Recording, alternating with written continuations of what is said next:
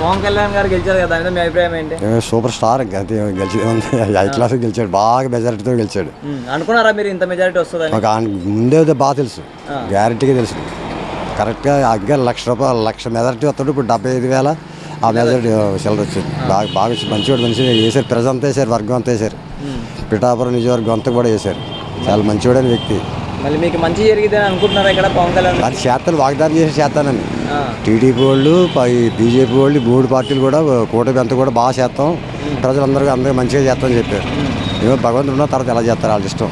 మళ్ళీ పవన్ కళ్యాణ్ గారు మన పిఠాపుర ప్రజలకి ఎలాంటి సమస్య రాకుండా నేను చూసుకుంటాను అంటున్నారు కదా. అన్నాడు అన్ని ఇయ్యపు వాడవాళ్ళకి సముద్ర కరాకేమో గొట్టు కట్టింతా అన్నాడు, దేవాలయ చేస్తా అన్నాడు, తర్వాత దుగ్గాడ సేబ్రోళ్ళు మిర్చియార్ కట్టింతా అన్నాడు. పిఠాపుర దేవాలయాలు అన్నీ కూడా బాగా చేస్తారంటున్నాడు. ప్రజలు కూడా నమ్మారు, చేస్తాడని అభిప్రాయం ఉంది.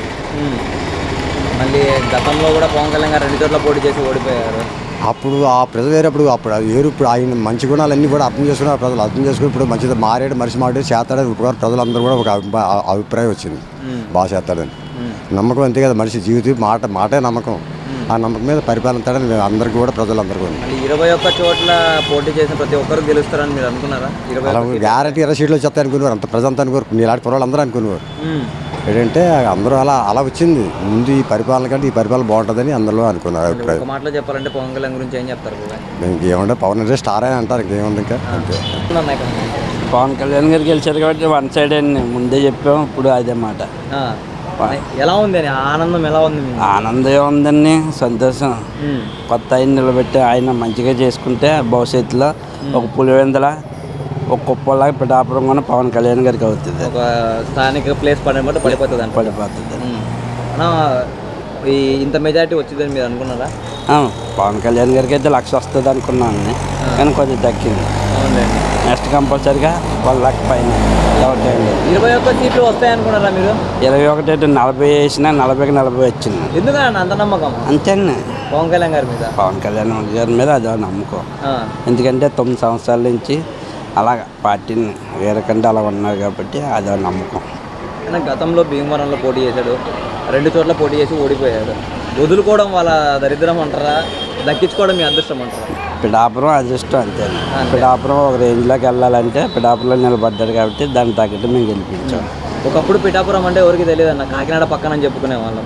ఇప్పుడు పిఠాపురం అంటే తెలియని వాళ్ళు ఎవరు లేరు. దాదాపు అదర్ కంట్రీస్ కూడా అన్ని ప్రపంచ యావత్తు పిఠాపురం మారిమోగింది. దానికి తగ్గట్టుగా ఆయన నెక్కించినందుకు ఆయన కానీ నిలబెట్టుకుంటే చూడక్కర్లేదండి. అవునులేండి.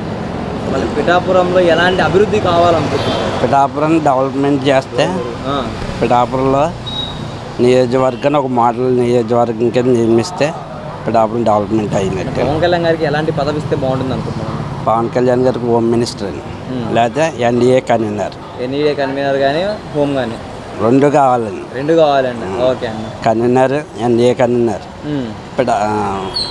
శాసనసభలేమో హోమ్ మినిస్టర్. మన కాపు ఓటింగ్ మొత్తం పడిందంటారా పవన్ కళ్యాణ్ గారికి? డౌట్ లేకంటే క్యాస్ట్ ఫీలింగ్ పెట్టద్దండి. మామూలుగా అడుగుతున్నాను. కాపు అన్నదే డేంజర్. ఎందుకంటే 30% ఉన్న కాపులు ఎప్పుడు కొన్నా నిలబడతలేదంటే అది కాపు అన్నది కరెక్ట్ కాదు. ఒక ప్రపంచం అంతే. మైనస్ ఉన్నదే కాపు అన్నది మైనస్. దాన్ని కాకుండా ఒక ప్రపంచం కింద ఐక్యంగా వెళ్ళారు ఈసారి కంపల్సరీగా. నెక్స్ట్ ఇంక చూడక్కర్లేదు. నెక్స్ట్ కాబోయే సీఎం. మళ్ళీ పవన్ కళ్యాణ్ గారు పిఠాపురం ప్రజల్ని ఎలాంటి ఇబ్బంది లేకుండా నేను చూసుకుంటా అని చెప్పేసి అన్నారు కదా సార్. మరి అందుకని కదా ఇప్పుడు మొత్తం నమ్మాం కదా, పవన్ కళ్యాణ్ గారిని నమ్మాం మనం. అండ్ ఇప్పుడు ఆవిడతో చేయలేదు అని చెప్పడానికి ఏమీ లేదు. వంగగీత గారు కూడా బాగా చేశారు. కానీ ఏంటంటే ఇక్కడ పవన్ కళ్యాణ్ గారికి మంచి గుర్తింపు వచ్చింది కాబట్టి చేయగలిగాం. ఆయన చేస్తాడని నమ్మకం ఉంది కాబట్టి చేస్తాం. ఈసారి చూడాలి కదండి మనం కూడా. సార్ ఒకప్పుడు పిఠాపురం అంటే దాదాపు ఎవరికి తెలియదు, తక్కువ. అలాంటిది ఇప్పుడు పవన్ కళ్యాణ్ గారి పేరు చెప్పగానే పిఠాపురం. అవునండి. ఎలా ఉంటారు మీ ఊరు? హ్యాపీగా ఉందండి. నేను పుట్టింది పిఠాపురమే. ఊరికి చాలా హ్యాపీగా ఉంది మాకు. మన ఊరు కూడా దాదాపు అదర్ కంట్రీస్ కూడా బాగా తెలిసిపోయింది. బాగా ఇప్పుడు ఎన్నాళ్ళని వాళ్ళు కాకినాడ అంటే పిఠాపురం అంటే ఎవరికి తెలిసేది కదా. కాకినాడ అని దగ్గర అని చెప్పాలి. ఇప్పుడు పిఠాపురం డైరెక్టర్ అంటే కాకినాడ అవసరం లేదు, పిఠాపురం తెలిసిపోతుంది. సార్ మీరు అనుకున్నారా పవన్ కళ్యాణ్ గారికి ఇంత మెజారిటీ వస్తుంది అని? అనుకున్నామండి. చేసామండి. 21 సీట్లు గెలుస్తారు అనుకున్నారా? చేసామండి. చేసాం కాబట్టే అంత నమ్మకం చెప్పగలం. జగన్ గారు కూడా పవన్ కళ్యాణ్ గారిని ప్రతిసారి ప్యాకేజ్ తీసుకున్నాడు, దత్తపుత్రుడు అని చెప్పేసి ఇలాంటి వ్యాఖ్యలు చేశారు. అలాంటి వ్యక్తిని కూడా పదవి దక్కిందనే గర్వం లేకుండా కూడా సైలెంట్గా పవన్ కళ్యాణ్ గారు జగన్ గురించి మనం మాట్లాడకూడదు వ్యక్తిగతంగా అని చెప్పేసి కూడా అన్నారు కదా. ప్రజల పనిస్వామి ఇది నోటి మాటలు మాట్లాడకుండా సైలెంట్గా చక్కబెట్టారు. నేను కొంచెం పని చేసుకున్నాను. పవన్ కళ్యాణ్ గారు గెలిచారు కదా సార్, ఎలా ఉంది సార్ మీకు? బాగుంది సార్, హ్యాపీ. ఎందుకని సార్? సార్ డెవలప్మెంట్ చేస్తారు, నియోజకవర్గం అంతా కూడా బాగా అభివృద్ధి చెందుద్దని అందరూ ఆకాంక్షిస్తున్నాం. మీకు ఆ నమ్మకం ఉందా సార్? 100% ఉంది కాబట్టి గెలిపించుకున్నాం. అదే ఆ నమ్మకం ఎందుకని సార్? పర్సన్ బట్టి సార్, వ్యక్తిని బట్టి నమ్మేముంది. అంటే ప్రజల్లో ఏమి చేయలేదు ఆయన అని చెప్పేసి ప్రతిపక్షాలు కూడా ఆరోపిస్తున్నాయి. అవన్నీ నాకు తెలియదు సార్, నేను నమ్మింది ఒకటే, ఆయన ఉంటే మా నియోజకవర్గం బాగుంటుంది, గెలిపించుకోవాలని గెలిపించుకున్నాం.